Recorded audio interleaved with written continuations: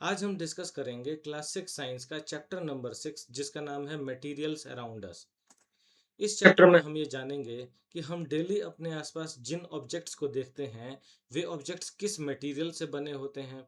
हम यह भी समझने की कोशिश करेंगे कि क्लासिफिकेशन का क्या मतलब होता है और मटेरियल्स को किस बेसिस पर क्लासिफाई किया जाता है। हम इस बात पर भी डिस्कशन करेंगे कि जब किसी ऑब्जेक्ट को बनाने के लिए हम मटेरियल्स का सिलेक्शन करते हैं तो यह सिलेक्शन किस बेसिस पर किया जाता है। हम ऑब्जेक्ट्स और मटेरियल्स की डिफरेंट प्रॉपर्टीज के बारे में डिस्कशन करेंगे, जैसे कि appearance, lustre, hardness, softness etcetera. हम ट्रांसपेरेंट, ट्रांसलूसेंट और ओपेक मटेरियल्स के डिफरेंसेस को समझने की कोशिश करेंगे। हम यह भी पढ़ेंगे कि सॉल्यूबल और इनसॉल्यूबल सब्सटेंसेस क्या होते हैं। और लास्ट में हम इस बात पर भी डिस्कशन करेंगे कि मास, वॉल्यूम और मैटर क्या होता है। हम डेली अपने आसपास में बहुत सारे ऑब्जेक्ट्स को देखते हैं। ये सभी ऑब्जेक्ट्स मटेरियल्स से बने होते हैं। मटेरियल उस सब्सटेंस को कहा जाता है जिसकी सहायता से हम किसी ऑब्जेक्ट का निर्माण करते हैं। दिए हुए इस लेफ्ट डायग्राम की सहायता से हम ऑब्जेक्ट्स और मटेरियल्स को समझ सकते हैं। जैसा कि यहाँ पे हम क्लियरली देख सकते हैं कि नोटबुक एक ऑब्जेक्ट होता है जो कि पेपर से बना होता है। यहाँ पर नोटबुक ऑब्जेक्ट है और पेपर मटेरियल है। चेयर एक ऑब्जेक्ट होता है जो कि वुड से बना होता है, वुड एक मटेरियल है। इसी तरह से टम्बलर एक ऑब्जेक्ट होता है जो कि ग्लास से बना होता है, यहाँ पर ग्लास एक मटेरियल है। और इसी तरह से टी शर्ट एक ऑब्जेक्ट होता है जो कि क्लोथ से बना होता है, यहाँ पर क्लोथ एक मटेरियल है। तो ऑब्जेक्ट हम किसी चीज़ को कहते हैं, किसी थिंग को कहते हैं, जबकि मटेरियल मटेरियल उस सब्सटेंस को कहा जाता है जिसकी सहायता से हम ऑब्जेक्ट का निर्माण करते हैं। यह भी हो सकता है कि एक ऑब्जेक्ट बहुत सारे मटेरियल से मिलकर बना हो। इसका एक सिंपल एग्जांपल है पेन। पेन में प्लास्टिक का भी इस्तेमाल किया जाता है, मेटल का भी इस्तेमाल किया जाता है और इंक का भी इस्तेमाल किया जाता है। तो इस तरह से हमने यह देखा कि एक ऑब्जेक्ट एक सिंगल मटेरियल से भी बना हो सकता है और एक ऑब्जेक्ट मल्टीपल मटेरियल से भी बना हो सकता है। अब हम यह समझने की कोशिश करेंगे कि ऑब्जेक्ट्स या मटेरियल्स को किस बेसिस पर ग्रुप्स में डिवाइड किया जाता है। ऑब्जेक्ट्स या मटेरियल्स को कुछ कॉमन प्रॉपर्टीज के बेसिस पर ग्रुप्स में डिवाइड किया जाता है। ऑब्जेक्ट्स या मटेरियल्स को ग्रुप्स में डिवाइड करने की प्रक्रिया को क्लासिफिकेशन कहते हैं। यह क्लासिफिकेशन ऑब्जेक्ट के शेप, कलर, हार्डनेस और softness, lustre, material used etcetera properties के बेसिस पर किया जाता है। लस्टर का मतलब होता है कि किसी ऑब्जेक्ट या मटेरियल के सरफेस का शाइनी होना। जिन ऑब्जेक्ट या मटेरियल्स के सरफेसेस शाइनी होते हैं उन्हें हम लस्टरस ऑब्जेक्ट्स या मटेरियल्स कहते हैं। इसके विपरीत जिन ऑब्जेक्ट्स या मटेरियल्स के सरफेसेस शाइनी नहीं होते उन्हें हम नॉन लस्टरस ऑब्जेक्ट्स या मटेरियल्स कहते हैं। ऐसा देखा गया है कि मेटल्स वो मटेरियल्स होते हैं जिनके सरफेसेस शाइनी होते हैं। इसीलिए ज़्यादातर ज़्यादातर मटेरियल्स जो कि शाइनी होते हैं वो मेटल्स होते हैं। लेकिन यह कोई ज़रूरी नहीं है कि यदि किसी ऑब्जेक्ट का सरफेस शाइनी है तो वो मेटल ही होगा। बहुत बार हम नॉन लस्टरस मटेरियल्स को पॉलिश करके या फिर उसके ऊपर एक थिन प्लास्टिक या वैक्स की कोटिंग करके भी उसे शाइनी बना देते हैं, लेकिन वो मेटल तो नहीं होता। हार्डनेस का मतलब होता है कि यदि हम किसी ऑब्जेक्ट को कंप्रेस करने की कोशिश करें तो वो इजीली कंप्रेस ना हो। इसके विपरीत यदि हम किसी ऑब्जेक्ट को कंप्रेस करने की कोशिश करें और वो इजीली कंप्रेस हो जाए तो ऐसे मटेरियल को या ऐसे ऑब्जेक्ट को हम सॉफ्ट मटेरियल या ऑब्जेक्ट कहेंगे। साथ ही साथ हार्ड मटेरियल्स को ये जब हम स्क्रैच करते हैं तो वो किसी शार्प ऑब्जेक्ट से स्क्रैच करते हैं तो वो स्क्रैच भी इजीली नहीं होता। इसके विपरीत सॉफ्ट ऑब्जेक्ट इजीली स्क्रैच हो जाता है। हार्ड ऑब्जेक्ट का एक एग्जांपल होता है स्टोन। यदि हम स्टोन को कंप्रेस करने की कोशिश करें या फिर किसी नाइफ से या की से स्क्रैच करने की कोशिश करें तो वो इजीली स्क्रैच भी नहीं होता, कंप्रेस भी नहीं होता। इसीलिए स्टोन एक हार्ड ऑब्जेक्ट होता है। इसी तरह से यदि हम रबर को कंप्रेस करने की कोशिश करें तो रबर इजीली कंप्रेस भी हो जाता है और जब हम रबर को स्क्रैच करते हैं तो वो इजीली स्क्रैच भी हो जाता है। हार्डनेस और इसलिए रबर एक सॉफ्ट ऑब्जेक्ट होता है। हार्डनेस और सॉफ्टनेस ये रिलेटिव टर्म्स होते हैं। ऐसा हो सकता है कि एक ऑब्जेक्ट किसी दूसरे ऑब्जेक्ट के कंपैरिजन में तो हार्ड हो, लेकिन किसी तीसरे ऑब्जेक्ट के कंपैरिजन में सॉफ्ट हो। जैसे कि एक रबर स्पॉन्ज के कंपैरिजन में तो हार्ड होता है, लेकिन आयरन के कंपैरिजन में सॉफ्ट होता है।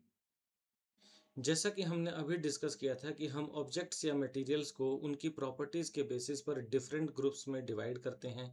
ऑब्जेक्ट्स या मटेरियल्स को उनकी प्रॉपर्टीज़ के बेसिस पर डिफरेंट ग्रुप्स में डिवाइड करने के प्रोसेस को क्लासिफिकेशन कहा जाता है।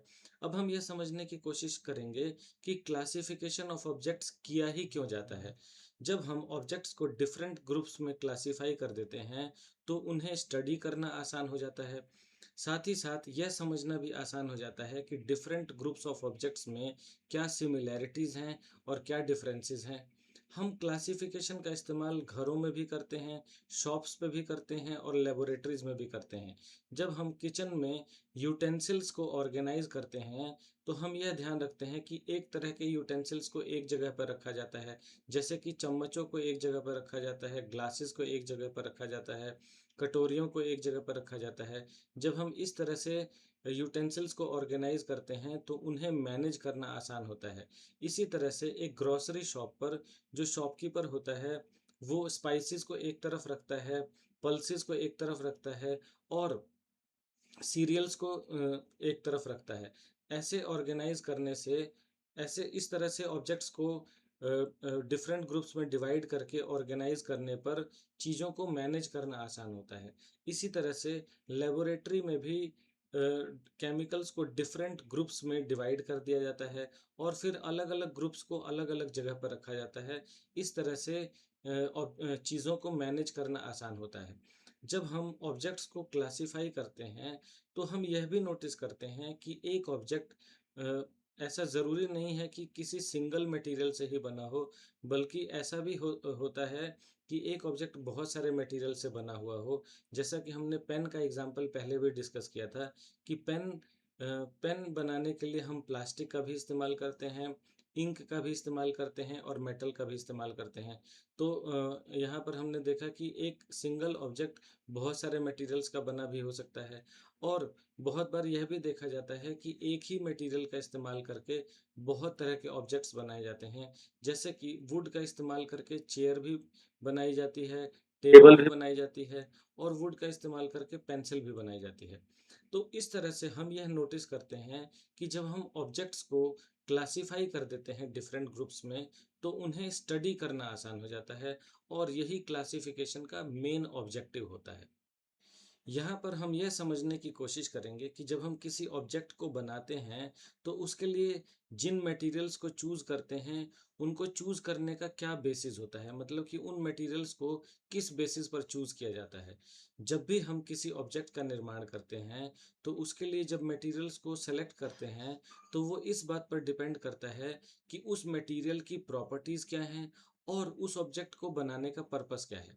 फॉर एग्जाम्पल, जब हम किसी टम्बलर को बनाते हैं, तो टम्बलर का काम होता है वाटर को होल्ड करना। तो यहाँ पे जो ऑब्जेक्ट है उसका पर्पस है वाटर को होल्ड करना। तो जब हम मटेरियल को चूज़ करेंगे, तो हम इस बात का ध्यान रखेंगे कि उस मटेरियल की यह प्रॉपर्टी होनी चाहिए कि वो वाटर को होल्ड करने में सक्षम हो। फॉर एग्जाम्पल, यदि हम किसी टम्बलर का निर्माण करने के लिए किसी क्लोथ को सेलेक्ट कर लें, तो क्लोथ में यह प्रॉपर्टी तो होती नहीं कि वो वाटर को होल्ड कर सके। क्लोथ में पोर्स होते हैं, वाटर धीरे धीरे उसमें से लीक कर जाता है, तो इससे हमारा पर्पस ही सॉल्व नहीं होगा। इसीलिए जब हमें टम्बलर का निर्माण करना होता है, तब हम ग्लास या प्लास्टिक का इस्तेमाल करते हैं, क्योंकि ग्लास और प्लास्टिक वाटर को होल्ड करने में कैपेबल होते हैं। इसी तरह से जब हम किसी कुकिंग यूटेंसिल का निर्माण करते हैं, तो हमें यह ध्यान रखना होता है कि जिस मटेरियल को हम सेलेक्ट करें, वो गुड कंडक्टर ऑफ हीट हो, ताकि आसानी से खाने को पकाया जा सके। यदि हम किसी कुकिंग यूटेंसिल के निर्माण के लिए पेपर का इस्तेमाल कर ले, तो चांसेस ये है कि पेपर ना तो हमारे फूड आइटम्स को होल्ड कर पाएगा और यह भी चांस है कि पेपर खुद ही बर्न हो जाए। इसीलिए हम मेटल्स जैसे कि स्टील, आयरन या फिर कॉपर का इस्तेमाल करते हैं कुकिंग यूटेंसिल्स का निर्माण करने में। तो यहाँ पर हमने यह जाना कि जब हम किसी ऑब्जेक्ट का निर्माण करने के लिए मटेरियल्स को चूज़ करते हैं, तो वो इस बेसिस पर किया जाता है कि ऑब्जेक्ट को किस पर्पस के लिए बनाया जा रहा है और क्या उस पर्पस को सॉल्व करने की प्रॉपर्टीज़ मटेरियल्स के अंदर हैं या नहीं हैं। जैसा कि हम जानते हैं कि अलग-अलग स्पोर्ट्स में बॉल्स का इस्तेमाल किया जाता है, जैसे कि टेनिस के मैच में बॉल का इस्तेमाल किया जाता है, क्रिकेट के मैच में बॉल का इस्तेमाल किया जाता है और हैंड एक्सरसाइज के लिए भी बॉल का इस्तेमाल किया जाता है। हालाँकि इन तीनों ही स्पोर्ट्स में सेम साइज़ की बॉल का इस्तेमाल किया जाता है, लेकिन उनके मटेरियल्स अलग-अलग होते हैं। मतलब कि इन तीनों स्पोर्ट्स में इस्तेमाल किए जाने वाले बॉल्स अलग-अलग मटेरियल्स के बने होते हैं। ऐसा इसलिए होता है क्योंकि टेनिस में हमें ऐसे बॉल की आवश्यकता होती है जो कि ज़्यादा बाउंस कर सके। क्रिकेट में हमें ऐसे बॉल की आवश्यकता होती है जो कि उतना बाउंस ना भी करे तो भी ठीक है। और हैंड एक्सरसाइज के लिए हमें ऐसी बॉल की आवश्यकता होती है जिसमें अगर कोई बाउंस ना भी हो तब भी हमारा ऑब्जेक्टिव सॉल्व हो जाएगा। तो क्योंकि यहाँ पर जो हमारा ऑब्जेक्ट है उसका पर्पस अलग-अलग है, इसीलिए हम ऐसे मटेरियल्स को चूज़ करते हैं जिनकी प्रॉपर्टीज़ उस ऑब्जेक्ट के पर्पस से मैच करती हो। मतलब कि टेनिस बॉल को बनाने के लिए ऐसे मटेरियल का इस्तेमाल किया जाता है जो कि ज़्यादा बाउंस कर सके। क्रिकेट बॉल को बनाने के लिए ऐसे मटेरियल्स का इस्तेमाल किया जाता है जो कि जो कि मीडियम अमाउंट में बाउंस करे और हैंड एक्सरसाइज बॉल को बनाने के लिए ऐसे मटेरियल का इस्तेमाल किया जाता है जो कि अगर बाउंस ना भी करे तब भी हमारा ऑब्जेक्टिव सॉल्व हो जाएगा। तो यहाँ पर हमने इस एग्जाम्पल के द्वारा यह दोबारा से देखा कि किस तरह से जब हम किसी ऑब्जेक्ट का निर्माण करते हैं तो उसके लिए जिन मटेरियल्स को सेलेक्ट करते हैं वो इस बात पर डिपेंड करता है कि उस ऑब्जेक्ट का पर्पस क्या है और उन मटेरियल्स की प्रॉपर्टीज़ क्या हैं। अब हम उन प्रॉपर्टीज़ के बारे में बात करेंगे जिनकी सहायता से हम मटेरियल्स को डिफरेंट ग्रुप्स में क्लासिफाई करते हैं।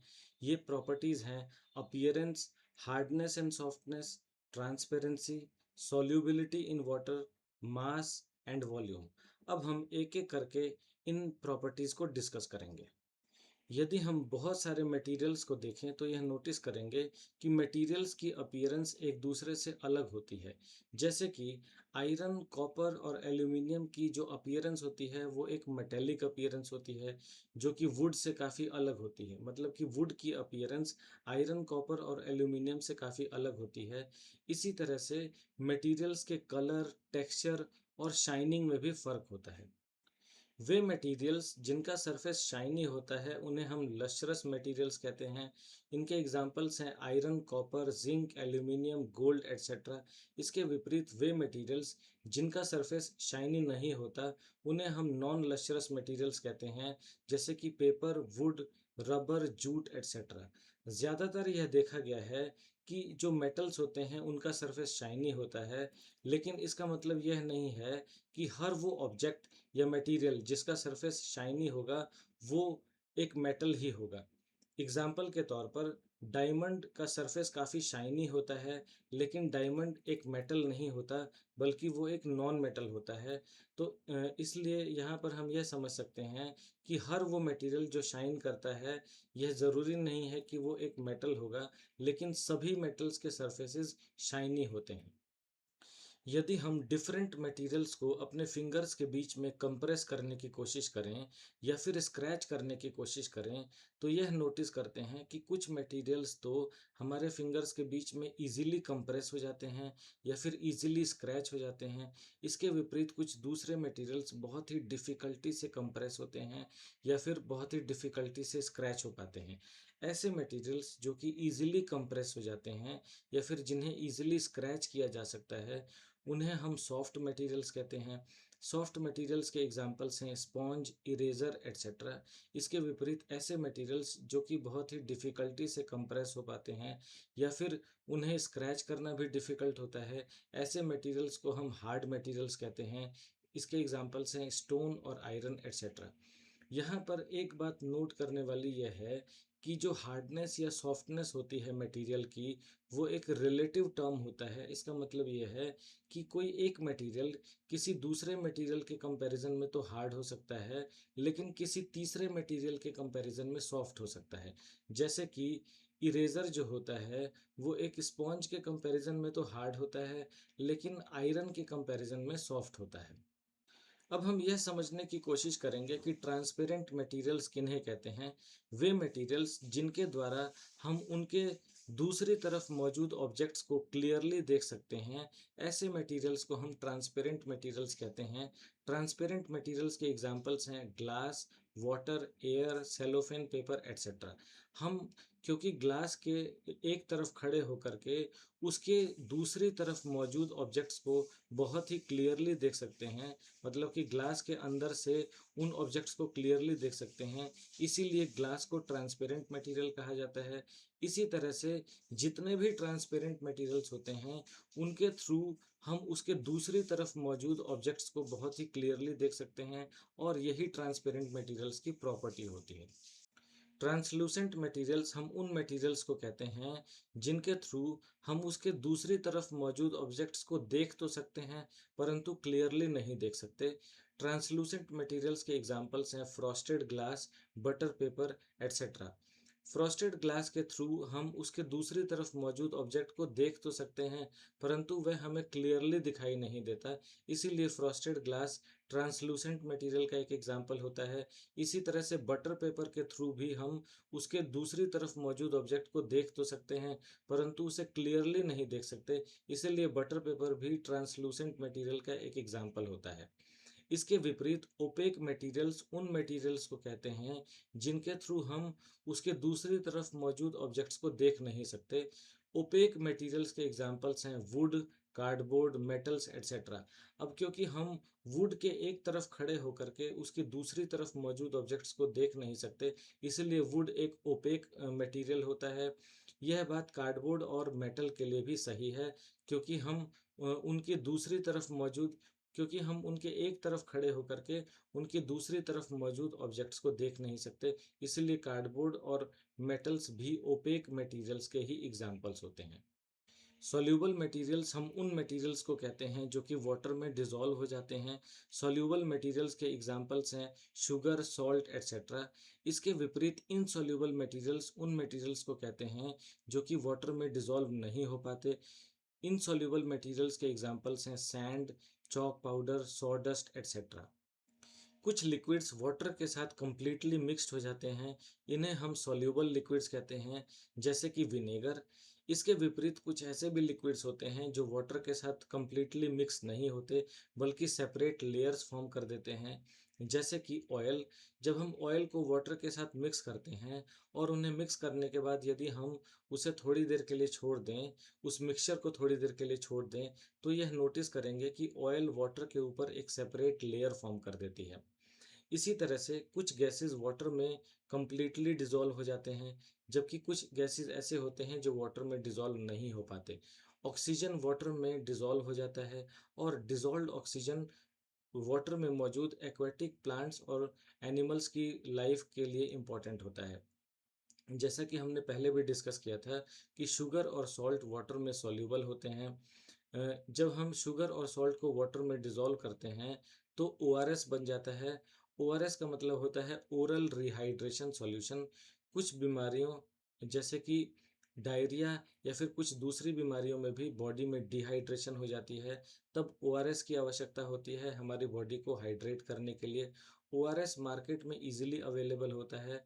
ओआरएस के एक सैशे को हम 1 लीटर वाटर में डिसॉल्व करके यूज़ कर सकते हैं, परंतु यदि ओआरएस अवेलेबल ना हो तो ऐसी स्थिति में हम 1 लीटर वाटर में 6 स्पून्स ऑफ शुगर और half spoon of salt dissolve करके ओआरएस प्रिपेयर कर सकते हैं, और फिर इसे हम डिहाइड्रेशन की कंडीशन में इस्तेमाल कर सकते हैं। मास किसी भी ऑब्जेक्ट की वह प्रॉपर्टी होती है जो यह बताती है कि वह ऑब्जेक्ट कितना हैवी है या फिर कितना लाइट है।